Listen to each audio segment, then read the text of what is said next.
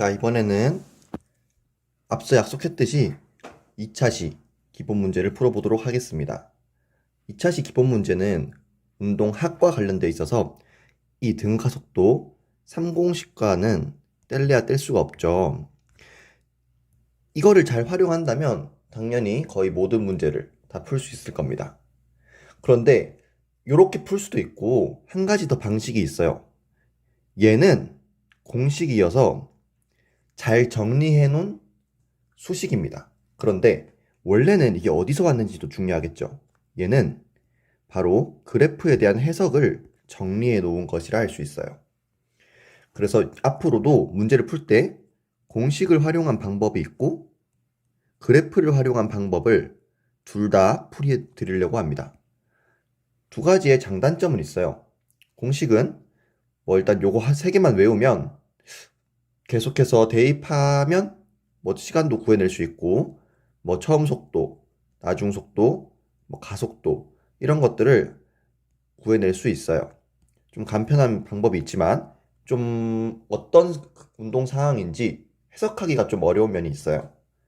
반면에 그래프는 처음에 이해만 잘 하고 나면 충분히 이게 어떤 상황의 운동인지 알 수 있고 모든 상황에서 좀 더 이렇게 멀리서 본다 해야 되나?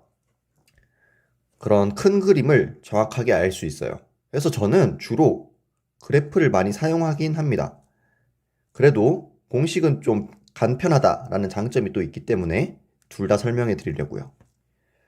그러면 먼저 이 공식이 어떻게 나왔는지를 이 그래프로 해석할 수 있다 했죠. 자, 여러분들 예를 들어서 3m/s로 가고 2초 동안 갔다. 이러면은 몇 미터 갔을까요? 하면 어떻게 하죠, 여러분들? 어떤 분들은 이렇게 쓰시는 분도 있는 것 같아요. 거속, 거리는 속도 곱하기 시간이니까 3 곱하기 2는 6m다. 네, 이렇게 풀 수도 있는데 여기에는 가정이 하나 들어가야지만 성립합니다. 바로 이 속도가 등속도여야 한다는 거예요. 그런데 운동 상황에서나 문제 상황에서는 대부분 등가속도 상황이 많습니다. 그러니까 등속도처럼 3m, 1초에도 3m, 2초에도 3m 계속 가는 게 아니라 자, 그래프로 한번 그려볼게요. 여기 1초가 있고 2초, 여기는 시간이고요. 여기는 속도입니다. 그러면 1초 때도 3m/s, 2초 때도 3m/s 이런 식이라는 거죠. 그런데 반면에 처음 속도가 0이고 나중 속도가 3m/s인데 2초 동안 갔어요. 얼마나 이동했나요? 했을 때 3 곱하기 2라고 하면 틀린다는 거죠. 왜 그러냐? 속도가 처음부터 3이 아니라 처음엔 0이었어요. 그러다가 점점 빨라진 거로 볼 수 있겠죠. 그러니까 속도가 처음에 0이었다가 나중에 3m/s가 이렇게 됐다는 거예요. 그때가 2초 이렇게 되겠죠. 자, 사실 이 거리를 구하는 방식은 똑같습니다. 우리 등속도 했을 때 어떻게 구했다 했죠? 속도 곱하기 시간을 했죠. 그게 뭘 한 거냐면 이 그래프의 아랫면의 면적을 구한 거예요. 자, 다시 속도와 시간 그래프에서 그래프의 아래 면적을 의미하는 것은 바로 변위입니다.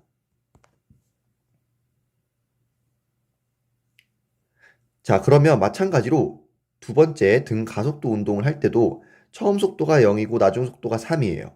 그러면 이동한 변위는 어떻게 구하죠? 삼각형이니까 2분의 1 곱하기 3 곱하기 2 해서 3m가 됩니다.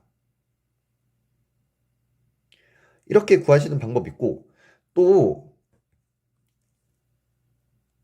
이 평균 속도라는 것 개념도 쓸 수 있어요. 평균 속도가 뭐냐? 바로 이 변위를 만들어낼 수 있는 똑같은 변위 3m/s를 만들어낼 수 있는 속력을 얘기해요. 그러니까 평균 속도 주로 이렇게 표시하는데 곱하기 시간 한 개 변위가 되는 거죠. 그때의 요거 평균 속도를 이야기합니다. 이렇게 구할 수 있겠죠? 지금 같은 경우에는 3 그리고 얘가 2 곱하기 요렇게 그러면 평균 속도는 2분의 3 1.5예요. 이렇게 구하셔도 되고 원래 평균 속도는 뭐냐면 이 사이 값입니다. 요거랑 여기랑 사이 값. 그래서 3을 2로 나눠주면 1.5가 되겠죠. 왜 이렇게 하냐? 이 삼각형을 구하기 어려울 때 이 사각형의 넓이가 결국 이 삼각형의 넓이와 똑같다는 거죠. 지금 그림이 조금 안 맞긴 하는데 여기 있는 이 삼각형이 이렇게 쏙 들어간다고 보시면 돼요. 자, 평균 속도는 왜 자꾸 쓰려고 하냐? 이런 상황을 한번 봐주세요. 속도가 처음에 있었어요. 그러다가 나중 속도가 되었습니다. 뭐 이때 시간이라고 하죠. 이렇게 생겼을 때 아까 말했듯이 얼만큼 이동했느냐 하려면 이 거리를 구할 수 있겠죠. 그렇게 구하실 때 이 사각형 구하고 이 삼각형 구하는 방식도 있고요. 그리고 이 VF라는 친구와 V0의 절반, 즉 이 값이겠죠. 평균 속도를 구한 다음에 평균 속도 곱하기 t를 해도 이 전체 면적이 나옵니다. 왜냐? 이렇게 쭉 그었을 때 이 사각형이 그러니까 이 사각형의 넓이가 결국 이 큰 사다리꼴과 같기 때문이죠. 자, 그러면 지금까지는 그래프에 대한 설명을 뭘 했냐면 먼저 이 안에 있는 면적이 변이가 된다. 좋습니다. 그리고 평균 속도를 활용해서 변이를 구할 수 있다. 자, 그러면 이제 공식과 관련해서 얘기해 볼게요. 먼저 이 그래프에서 하나 더 알고 가야 될 것이 있습니다.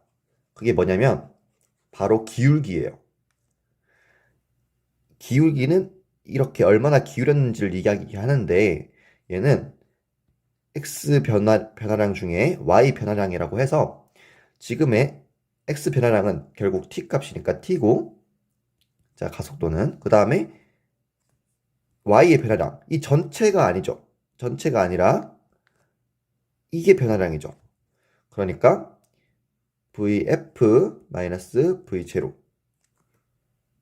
즉 t분의 델타 v라고도 할 수 있어요. 자, 그러면 지금 위에 있는 공식을 한번 가져와 볼게요.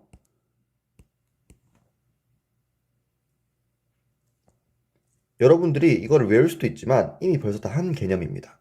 방금 전에 그래프에서 기울기 어떻게 구한다 했죠? x분의 y. 그러면 이렇게 나온다고 했어요. 그럼 얘를 한번 고쳐보면 끝입니다. 자, t를 1로 곱해줍시다. 그러면 at는 vf-v0 1번 공식처럼 나타낼 수도 있겠죠. vf는 v0 플러스 at 네, 이렇게 됩니다. 그리고 2번 변위라고 했는데 아까 이 면적과 같다 했죠. 면적을 구하는 방식은 두 가지가 있다 했죠. 평균 속도 곱하기 시간 또 평균 속도 여기서 일단 이걸 의미하죠. 또 어떤 게 있냐? 이 사각형 넓이 구하고 이 삼각형 넓이 구하는 거예요. 보면 이 사각형 넓이 어떻게 구하죠? v0 곱하기 t 가로 곱하기 세로 하겠죠. 그러면 s는 v0 곱하기 t 그 다음에 이건 어떻게 구하죠? 자 가로 t 곱하기 얘가 vf-v0예요. 맞죠? 그러면 이 v0 vf-v0가 at와도 같죠? 그러면 이렇게 나타내릴게요. 삼각형이니까 2분의 1을 곱해주고 AT 곱하기 T 따라서 V0 T 플러스 2분의 1 AT 제곱으로 2번 공식도 만들어질 수 있어요. 사실 이 두 공식만 있으면 모든 문제를 풀 수 있습니다. 3번 공식은 왜 나왔냐? 여기에는 시간이 없어요. 그러니까 대부분 여기서 시간을 구한 다음에 여기다 대입해서 변위를 구하는 방식이 많다는 거죠. 요거를 먼저 구하고 이걸 여기 대입해서 2번을 구한다. 그런데 시간을 딱히 구할 필요 없을 때는 바로 3번 공식 넣어서 얘를 구해낼 수도 있다. 어떻게 보면 이 두 개를 연립해서 정리해 놓은 것이라 할 수 있습니다. 자, 그러면은 지금까지 이렇게 공식에 대해서 설명을 했고요. 이제 문제를 풀 때 공식을 활용해서 풀어보고 그래프를 활용해서도 풀어드리도록 하겠습니다. 공식은 문제풀이를 위해 들고